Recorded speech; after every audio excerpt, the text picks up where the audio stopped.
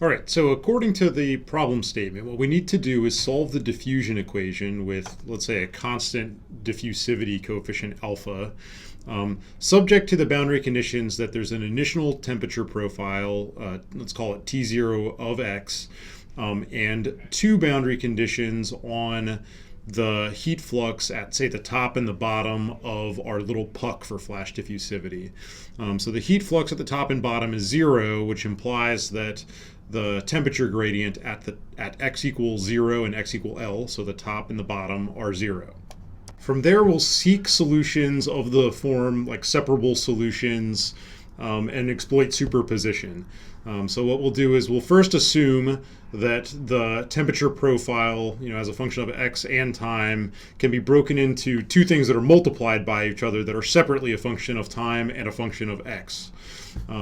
If we plug that into the diffusion equation and then divide by capital X times capital T, you'll get the separated form of the solution. And what you'll notice is that the left-hand side is only a function of time and the right-hand side is only a function of x.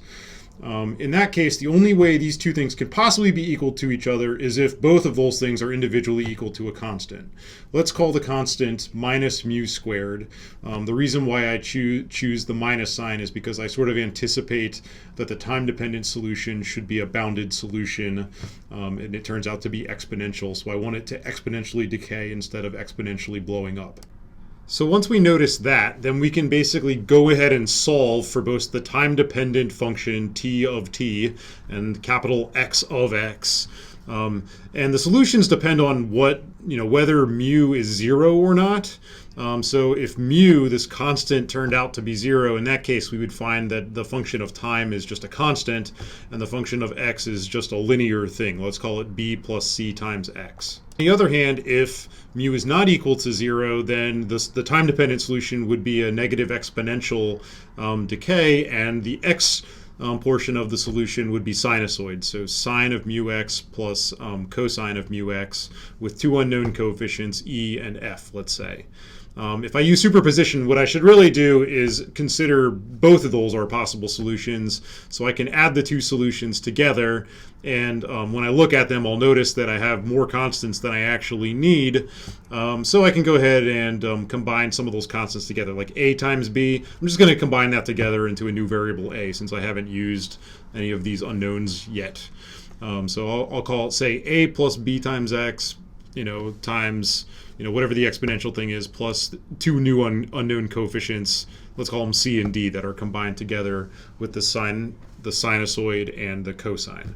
All right, then we start applying our boundary conditions. So if we take our superposition function, temperature as a function of x and time, and I start applying boundary conditions, the first thing that I'll need to figure out, well, I can really choose a couple of different things to do here, but I'll start with the x boundary conditions first. And those involve the derivative of temperature with respect to x. So I'll take the derivative first. And that'll get, basically, when you take the derivative, the constant coefficient a goes away, and the sines become cosines, and cosines become sines, blah, blah, blah. So you get what is shown here. So let me just take that and move that to a new page and start actually applying the boundary conditions. So at x equals 0, that dt dx evaluated at x equals 0 should be 0.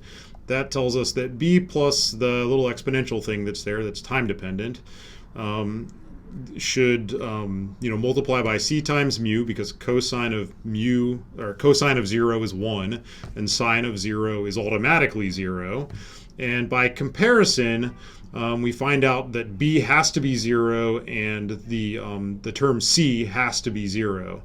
It's not possible for the term that has c to cancel with the one with b because of that time-dependent term that sits in front, because the value of time is always changing.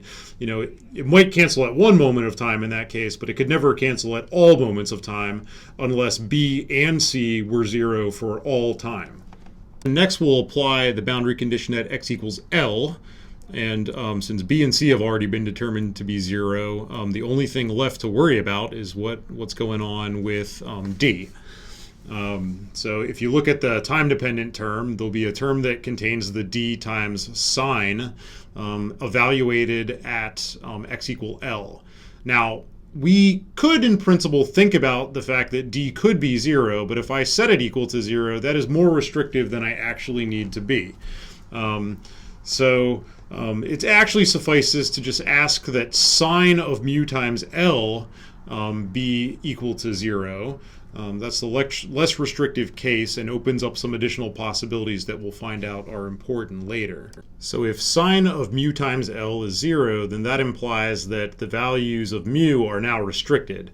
The values of mu could be anything that looks like n times pi divided by L, where n is 1, 2, 3, infinity, or basically so on and so forth. By the way, n can't be 0 in this case because we know the value of mu is not 0 by assumption, right? We separately treated the case of mu equals 0. So mu is not 0 in this case. So the starting value of n is 1.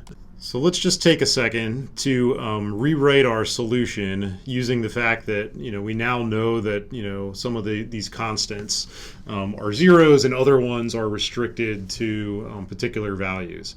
So temperature as a function of x and time is some constant a. We haven't eliminated the possibility of that existing yet. Plus, what can now actually, since there are a lot of different possible values of mu, each one of those different values, mu, could have a different constant d associated with it. So let me label all the different possibilities d sub n, depending on what the value of mu is. And by superposition, we should have to add all of them up potentially. Each one of those has a different exponential timescale because the exponential timescale depends on mu, and each one had a different cosine term. So the value of mu was n times pi over L, so we'll fill that in. And then the last thing to do is find the values of a and dn for all possible values of n. And the way we're going to do that is using the initial condition. So we had this condition that the initial temperature, so temperature as a function of x at time equals 0 was given by T0 of x. And then we'll just set that equal to the other side. And then we'll try to use that information to find out what A and D is. Okay, how do I do that?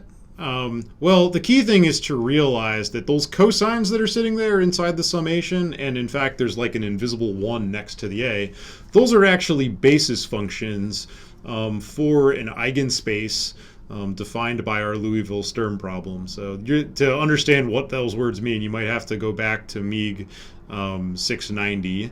But the idea is that because we have a basis, what we can do is project our function T0 of x onto that basis. So I can write it by taking the projection of T0 onto each one of those eigenfunctions individually, dividing by the norm of it. And basically those little things, the little brackets that are there, are basically the coefficients that you see, A and the dn's. When you realize that the coefficients sitting in front of those functions are a and dn. So that actually helps you figure out what a is.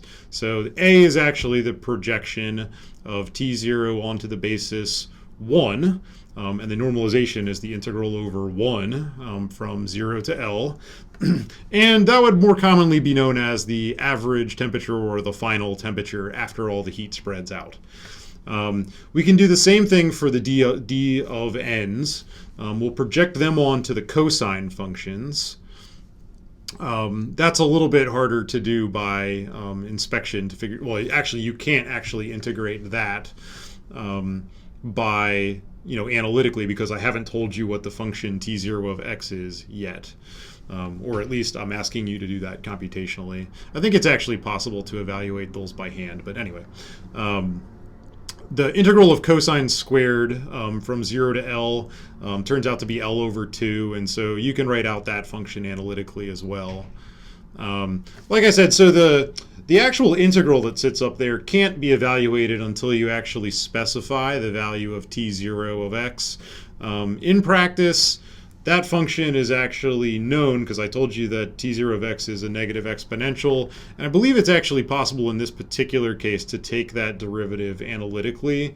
although I'm not really expecting you to do that in this case. All right, so the last bit of the problem asks you to figure out how long it takes the backside temperature to reach half of the final value.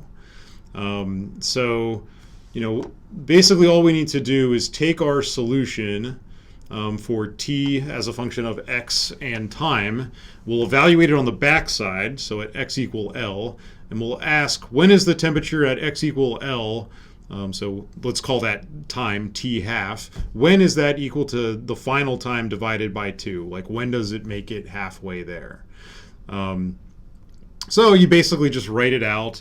It turns out that basically the cosine term is fairly easy to deal with in this case, because cosine evaluated on the backside anyway turns out to just be -1 to the n power. Basically, it just flips back and forth between -1 and +1, depending on what value the current value of n is.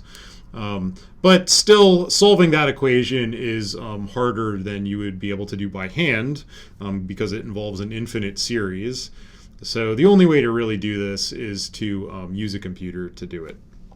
Well, a little bit of a hint, if you're going to try and do this on a computer, though, it's a good idea to actually normalize the equation. So like divide that equation by t sub f so that you have a non-dimensional equation, because I never actually told you the exact value of t of f. So if you're trying to use a numerical solver on a computer, it needs to know what all the numbers are, but I didn't give you all the numbers. So the key trick there is to actually non-dimensionalize things.